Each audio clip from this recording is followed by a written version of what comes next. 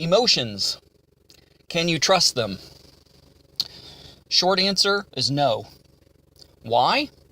Because Jeremiah says that the heart is the most deceptive thing and deceitful thing about a human being. Who could know it? The thing about feelings is that they're feelings. They can be manipulated. They can be coerced. They could change due to change in circumstance, change in environment, what have you. Emotions are not dependable. Emotions and feelings. I mean, that's why that our faith is called faith, because faith is not dependent upon feelings. Because if our faith was dependent upon feelings, we would be a believer one day and not a believer the next. We would be sure that we're saved one day and unsure of our salvation the next. Our feelings would dictate and shade and color our view of how God is working or not working in our life. So we walk by faith and not by sight.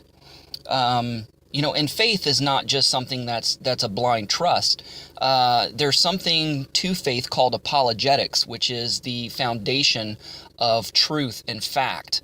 And there are some aspects on faith that you just simply have to trust. But because of past evidences and circumstantial evidences that lean to supporting facts and faith, those things that we simply do have to take on trust and trust alone is easy to do because we have a bedrock of apologetics that go before us.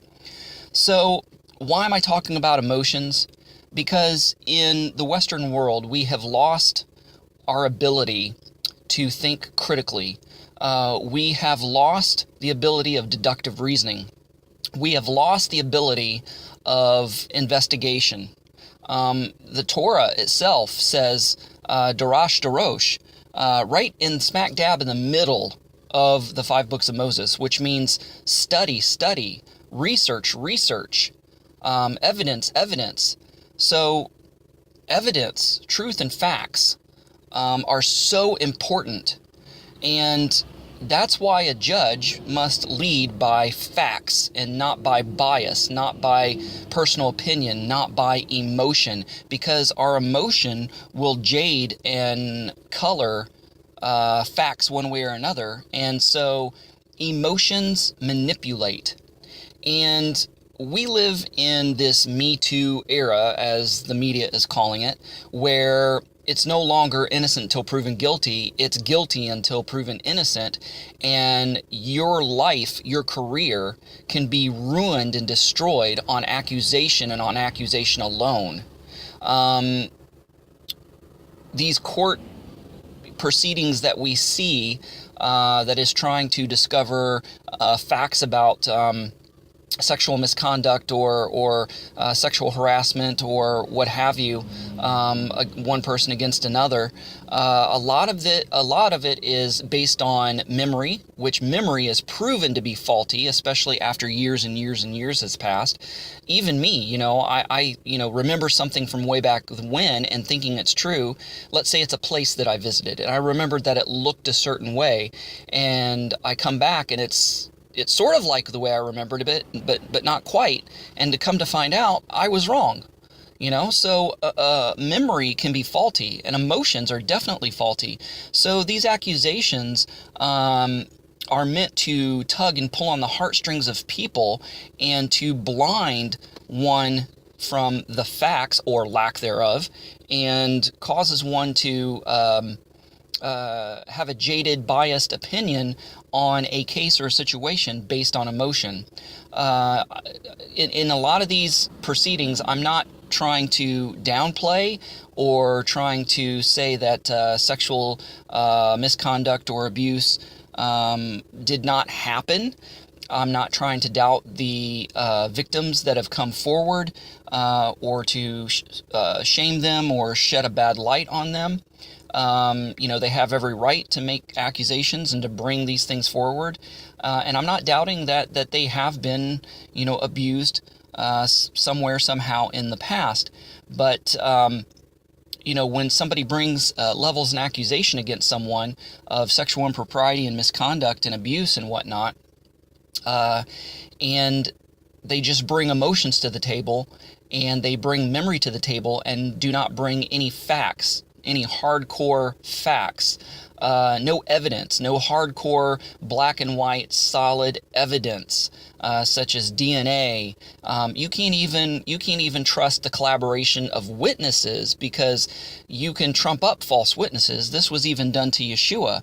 When Yeshua was put on trial before the Sanhedrin, it said that there were several false witnesses that rose up and said certain things about him. And some things they said the same, and some things contradicted each other and didn't line up. So, it's easy to trump up false witnesses. So what we need to go on is facts, digging up hardcore facts and evidence.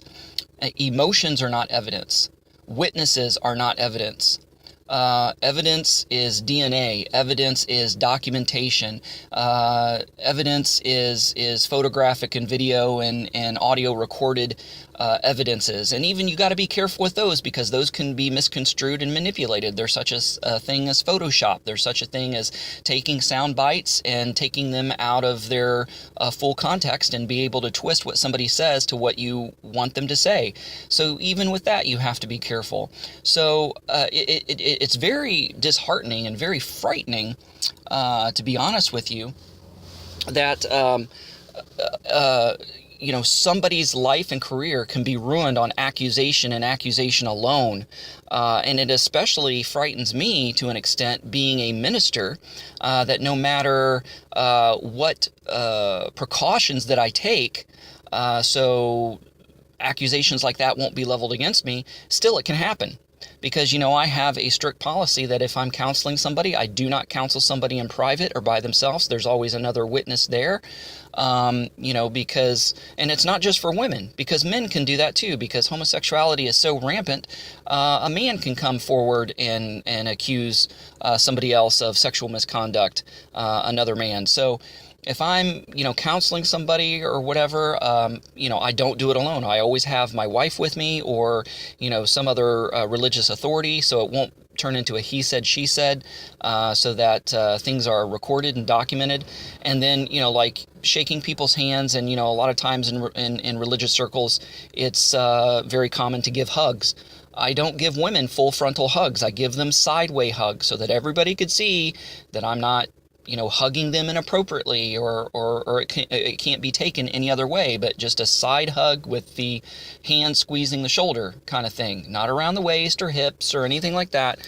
So I'm very, very extremely careful. But even taking all these precautions and care, still somebody can come out of the blue and make a totally false accusation. And in this day and age, it's considered as gospel Bible fact. Because people are charged on emotion and judging things by emotion, and are not judging things on the hard, cold facts. They're not even really pursuing or seeking facts, so vehemently. They're just going on emotion, and they're causing the one being accused to prove their innocence, instead of the principle that the Western world was brought up with: innocent until proven guilty. So this is something that desperately has to change in our society or culture, or we will fall apart from the inside, because there's no stability in basing judgments and justice on emotion and emotion alone, and not and we must demand to have evidence, hard, cold, solid evidence against any case, whether it proves or disproves something. We've got to have evidence, and can't go on bias, emotion, or whatever message this group or that group is trying to send, or what diatribe that they're going off on. Even in Judaism, there is you have 2 or 3 witnesses, let every word be established.